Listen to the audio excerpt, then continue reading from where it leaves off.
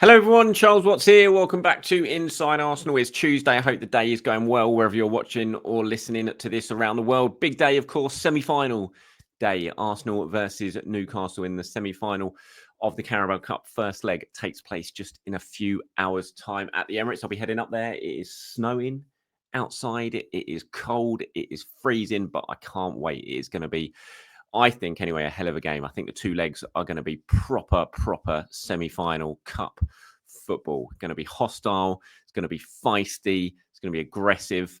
And yeah, I think it's going to be two really good games. So looking forward to that. I'll be heading up to the Emirates. As I said, I'm in the press box tonight. So if you can't watch a game and you want to follow live updates, you can find that on my social media, on X, on Blue Sky, do little Facebook updates at sort of half-time, full-time as well. And I will try and do a video after the game. We'll see how it pans out, how late it is. But yeah, so looking forward to that. We're going to talk about that in today's show. Look at what Mikel's been saying about team news. We'll look at Ethan Nwaneri. Obviously, Mikel confirming in his press conference yesterday that he's going to be out for a few weeks with that injury that forced him off at halftime against Brighton. More bad news when it comes to Arsenal and injuries this season. Just feels like you can't catch a break, doesn't it? We'll look at predicted 11.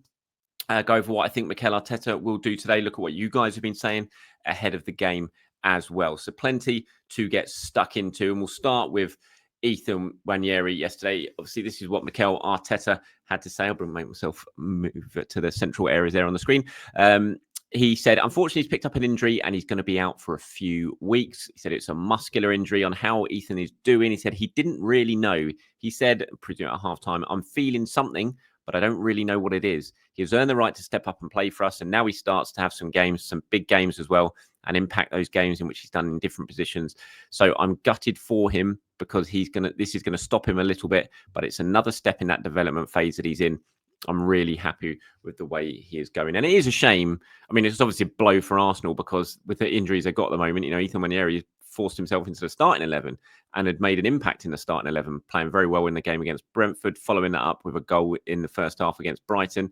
And then you lose him as well on top of the injuries to Bukayo Saka, to Raheem Sterling.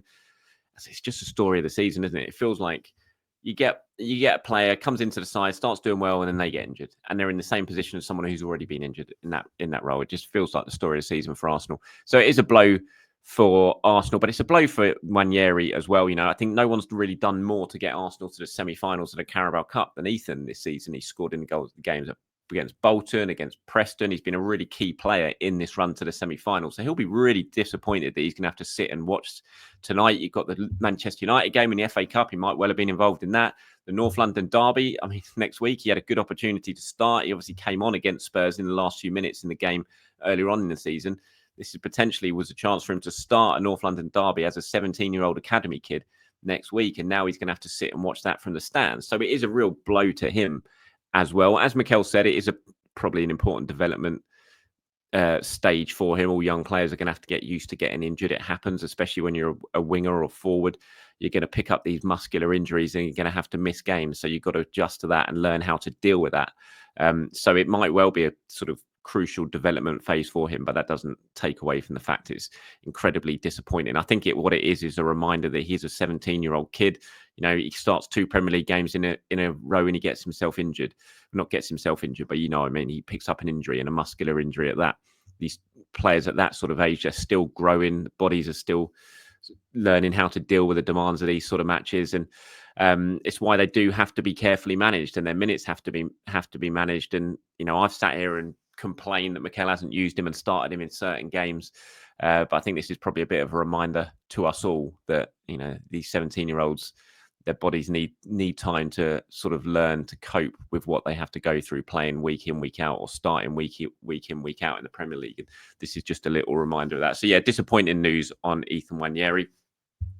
On whether if Kai Havertz will be back for tonight. Obviously, Havertz has missed the last couple of games for this illness that has been impacting the squad. Mikel said, I hope so, but I don't want to say yes, because last time I said I thought he was going to be fit and he wasn't. He was then asked if there are still issues going on with illness. He said yes. He was asked if we could be missing other players tonight. He said hopefully not. On whether Raheem Sterling, remember him, will be back. He said hopefully very soon. So yeah, we'll wait and see if Kai Havertz features today. I would suggest, even if he is fit, given he's missed the last few games, and he wasn't deemed even fit enough to be on the bench or even travel for the Brighton game, I cannot imagine he comes straight into the starting 11, even if he is available today. So I would suggest if he is fit, he'd just be a substitute for tonight's game. Obviously, I sort of joke about Raheem Sterling saying, remember him, but it is important that Arsenal get him back fit, because even though he's not really been playing that much when he has been fit, he is another option. And at the moment, Arsenal absolutely need all the options they can get because of the injury issues. It's been really difficult for Arsenal and for Arteta and the coaching staff to deal with. Mikel was asked about that and how hard it's been to come up with solutions to the problems that he's been facing. He said it's a good learning process, not only tactically, but also preparation and having to train with very few players. Today, we had 7 or 8 players with us just to fill the squad, which isn't normal, but it's a weird way to learn. I'll take it. I cannot change it. So let's just take the things that we can out of it and be better on how the players are feeling about it all. We said we discussed the situation, the fact we're having to use players in positions they probably haven't played in before. We are learning from it. And what I learned especially is the willingness of the team. You speak to any individual and ask them to play anywhere on the field and they say, I'm there. That's great as well. To learn from your players. But it was interesting when he talks there about how yesterday they had to bring in like 8 players just to fill up the squad. I remember not so long ago when Arsenal had loads of injuries at the start of the season and everyone came back and was fit and available. Remember that? That was a nice time. And Mikel said just the difference that made to training, having all the senior players fit and available, the difference that made to how the players were training, the quality of training was just huge. And that was really beneficial in terms of the match days and stuff, because your standards during the week are just so high in training because everyone's fit and available and pushing for places and competition for places. And that's all disappeared again now, having to bring in all these kids to sort of make up the numbers, which is great experience for the kids. But you just know that will mean that the standards of training will just inevitably drop. And it just made me think of that when Mikel was talking about that yesterday. It's just so important that some of these injury issues solve themselves and some of the players do come back. I mean, looking at these pictures from training yesterday, so you've seen Martin Odegaard there. He looked happy enough. I mean, he was not fit against Brighton. It was so plainly obvious when he came on for that second half. He was one of the players who's been really struggling with illness. As much as you can take from pictures of training, all the ones of Odegaard yesterday, he looked very happy and healthy and fit, and he had some colour in his cheeks as I'm looking at him right there. So I'm taking that as a good sign, and that the last couple of days have been good for Martin Odegaard, and he's feeling a lot stronger than he did before the Brighton game. There was no pictures of Kai Havertz, obviously, in training, which is no surprise. There won't be because he's a doubt for the game. So even if he was training, Mikel wouldn't want him pictured anyway. Martinelli was in training yesterday, though. Mikel Merino was in training yesterday. These are all players who've been really, really struggling with this illness that's been sweeping through the camp.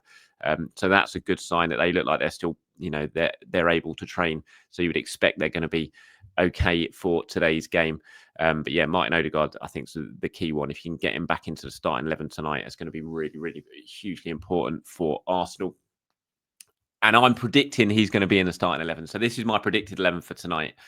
Obviously, during Timber's going to come back. He missed the game against Brighton, so that solves a big issue, providing he's not got any sort of injury issue or illness issue that we don't know about.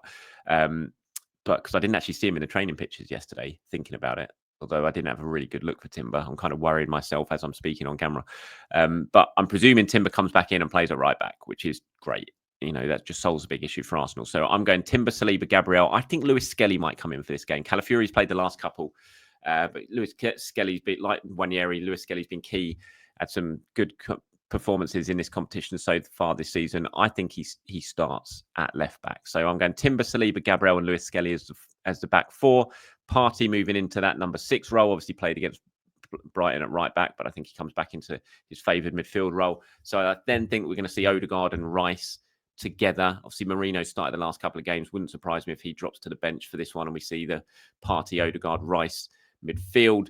And then I'm going Martinelli, Jesus and Trossard as the front three. As I said, I just don't see, even if he's fit and in the squad, I don't see how Kai Havertz comes straight back into this side. I think he must be feeling the effects still of this illness of not being able to train. I've been struggling with an illness since Christmas, and I don't know if it's the same thing that's been going through the Arsenal squad, but there's absolutely no chance I could have been asked after about a day of feeling slightly better to come back and start running around for 90 minutes. And I know Kai Havertz is a lot fitter than I am, but I still think it would be a bit of a surprise. So this is a predicted 11 I've gone for. Timber, Saliba, Gabriel, Lewis Skelly, Partey, Odegaard, Rice, Martinelli, Jesus and Trossard. Here's what some of you guys have been saying ahead of the game. Marvelous up there says 2-0 minimum against Newcastle first leg. Clean sheet is a must.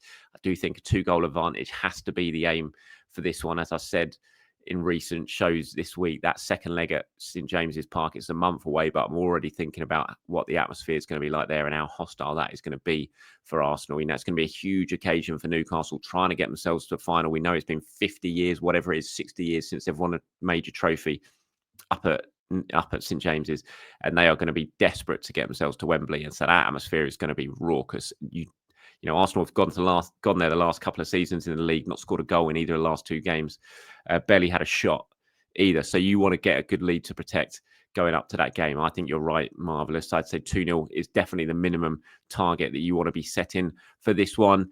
Andres up there says these starting 11 predictions are becoming a lot easier with all the injuries. Low key think that Nwaneri injuries are a blessing in disguise. Now we must sign this window. I think we needed to sign this window before Nwaneri.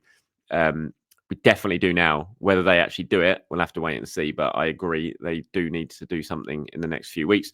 Your 11 is Raya, Timber, Saliba, Gabriel, Calafiori, Odegaard, Partey, Rice, Martinelli, Jesus, and Trossard. You said would prefer Kai to start over Trossard and move Jesus to left wing, but lack of fitness means Leo will probably start. I agree with that. Scott says, hey, Charles, this mindset might sound a bit cocky, but I can see us putting the tighter bed in this game. Newcastle don't have the squad to play twice a week. They have put a lot of mins and miles into the legs of the players they have over Christmas.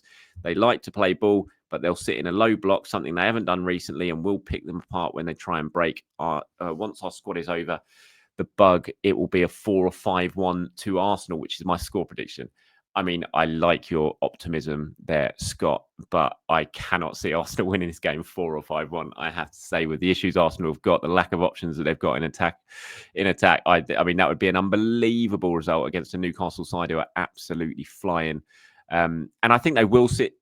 They will be compact, Newcastle. I think they will try and get away and score and break, but I think their first plan of attack for today is just to defend. You know, they will try and keep. We've seen them do it at the Emirates in recent seasons. Obviously, last year Arsenal got through and ended up winning comfortably, which would be great if they could do that again. But I still think that's their approach today, is to frustrate Arsenal, to sit deep, see if they can pick them off on the counter with Gordon and Isak and the pace that they've got.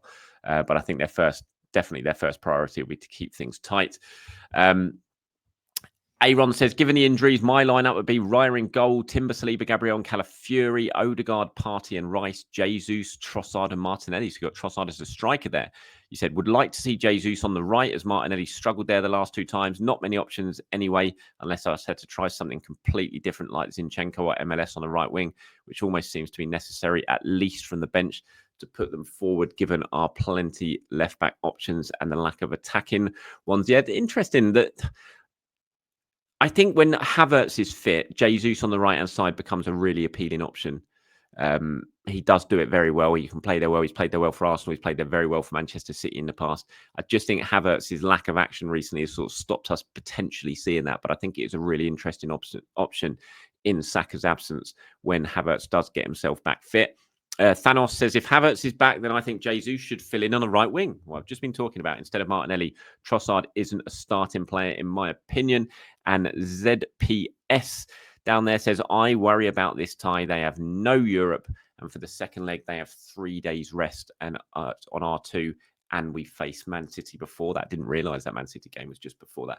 Yeah, it's a long wait till the second leg. February the 5th, I think it is. I was looking at trains times yesterday to book my travel up there for the second leg. It is a long wait. There's so many games to play between now and then. Such is the demands of the fixture schedule at the moment for Arsenal. But they've just got to put that second leg to one side at the moment. Don't even think about it. It's all about tonight. All about getting yourselves an advantage. Remembering it is a 180-minute tie. It's not just 90 minutes. So there is plenty of time to go at the end of tonight's game. But yeah, you get yourself an advantage. That would give you a huge, huge boost going into that second leg when it does roll around next month. And that's it from me today, everyone. Thank you very much for watching and for listening. Appreciate it. As always, like I said, I'll be setting off to the Emirates in a few hours' time. And I will be doing my usual live match coverage on all my social media channels if that's how you want to follow the game, if you can't watch it a little bit later. If you're going to the game, enjoy it. Be loud. It's going to be a cracking atmosphere I would hope anyway. So yeah, enjoy the game, everyone. I'll be back tomorrow to do my reaction show. You know what to do if you want to get included in that show. Come back to this video after full time tonight. Give me your thoughts on what you've seen. Hopefully what you've seen is a very good Arsenal win. Tell me about it, what you liked, what you didn't like, and I'll pull some of them together and get them included in tomorrow's show. Until then, have a great day, everyone. Speak to you soon. Bye-bye.